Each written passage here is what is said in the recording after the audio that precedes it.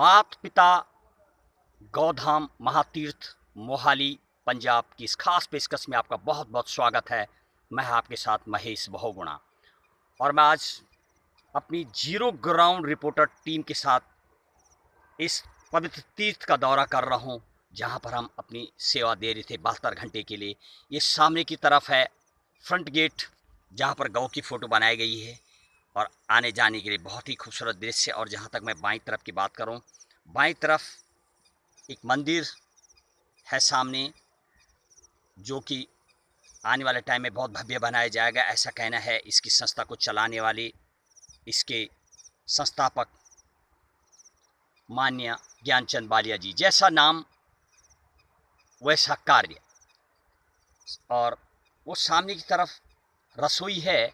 और जब आप इस गौ लोक धाम में पहुंचते हैं, लगभग 400 से ज़्यादा गाय साक्षात कामधेनु स्वरूपा इच्छा पूर्ति नंदिनी गौ माता की तपोस्थली माता पिता गौधाम महातीर्थ का यहाँ पर गौ समाधि स्थल बनाया गया है।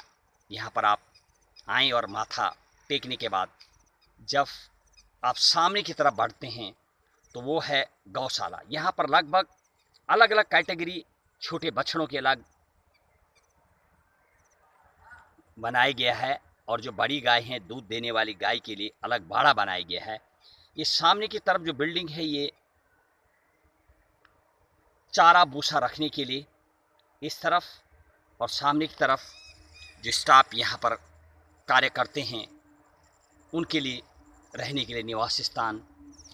और 10 एकड़ में फैला पड़ा ये गौधाम वास्तविक ही सब कुछ सिस्टमेटिकली यहाँ पर दिखता है। पेड़, फूल, पौधे और मंदिर। और मानो जब आप यहाँ पर आते हैं तो धूप जैसी सुगंध गौ माता की गोबर और गौमूत्र से अनेक प्रकार की जो यहाँ पर अर्घ वगैरह बनाई जाती है उसकी। और पार्क, ये सामने की तरफ बिल्कुल जाली लगी हुई है गाय जो दूध देती है उनके लिए और रात्रि के समय के लिए, विश्राम के लिए, ताकि मच्छर न काटे। बिल्कुल बारीक जाली। और दिन में वो यहाँ पर खुला आती हैं। जैसे भी बिल्कुल प्रातः काल का समय है और आप इन गायों को अभी देखेंगे बिल्कुल अभी लेटी हुई है। हालांकि हम जब रात में देख रहे थे तो लगभग 2 बजे तमाम गाय हमें यहाँ पर खड़ी होती दिखी, लेकिन अभी प्रातः काल कुछ गायें आराम करती है और कुछ अभी खड़ी हो रखी है। ये खुला मैदान इनके लिए बनाया गया ताकि कोई बैरिकेड नहीं है, पानी, चारा और तमाम चीज़ें देखने को मिलती। जब कोई इस तरीके से खड़ा हो जाता है इस बाउंड्री के बाहर, तो शायद जो यहाँ के संस्थापक हैं ज्ञानचंद बालिया जी, वो डेली 108 रोटी प्रतिदिन महाप्रसाद वितरण करते हैं घी की चोपड़ी हुई इन गायों को। इनको भी गायों भी जानती हैं कि हमारे मालिक डेली आते हैं, कहीं ना कहीं वो और इंतज़ार करते हैं। और ये अभी प्रातः काल के समय है। ये जो यहाँ के कर्मचारी हैं वो ये, और ये चारा बाड़ा है।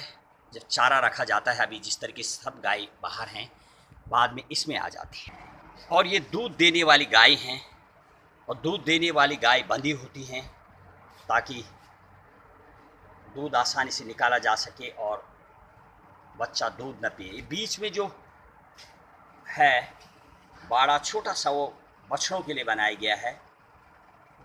बंधी हुई लगभग 100+ गाय मुझे दिख रही हैं जो दूध देने वाली हैं, ऐसे बताया जा रहा है। ये बंधी रहती है और ये है दूध देने वाली गाय। सारी व्यवस्था यहाँ पर नज़र आती है।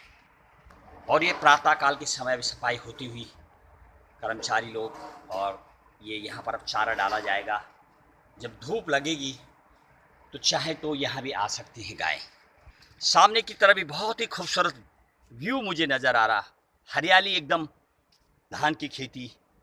जहाँ तक भी हमारे कैमरे का फोकस जा पा रहा, बिल्कुल प्लेन नज़र आता है। और ये है, यहाँ पर एक चीज़ मुझे नई नज़र आई। ये 2 यहाँ पर साथ रखे हुए पशु, एक नंदी है और एक गाय, क्योंकि बताया जा रही नंदी अंधी है बचपन से, और जो ये यानी नंदी का मतलब जिसको सांड बोला जाता है, बचपन से अंधा है, इसका ऑपरेशन का प्रयास किया गया लेकिन बताया जा रहा मोतिया बिंदु है और मोतिया फिर निकाला जा सकता है। प्रयास किया गया लेकिन कामयाब नहीं हुआ। फिर उन कुछ एम्प्लॉय कहना था कि इसके लिए दोबारा प्रयास किया जाएगा और मैं बुलाने का प्रयास करता हूँ।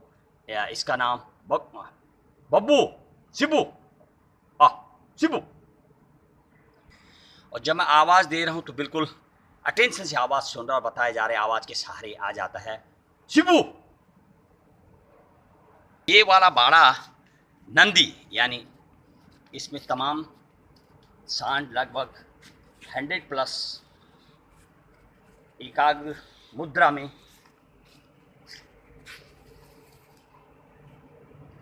और समय समय पर इनको पानी और दाना दिया जाता है। सारी नंदी एक तरफ, शिव भगवान के नंदी यानी शिव के रूप में इनको देखा जाता है और पूजा जाता है। बहुत ही खूबसूरत दृश्य इस आश्रम का 10 एकड़ में फैले पड़े और बताया जा रहा कि यहाँ पर भी आने वाले समय में इसका और विस्तार किया जाएगा। जब मैं वालिया साहब से बात कर रहा था, बहुत वालिया साहब के रोम रोम में शायद गौ भक्ति बसी हुई है। जब उनसे बातचीत कर रहा था और डेली यहाँ आना, उनका 108 रोटियों का वितरण करना, गौ की बिल्कुल मालिशें करना, नंदी के पैर छूना, माथे पे टीका लगाना, शायद इस तरह की भक्ति।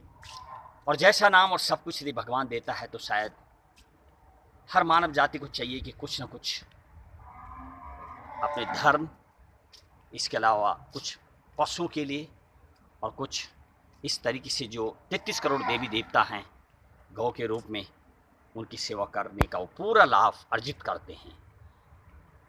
जय गौ माता, जय हिंद, जय भारत।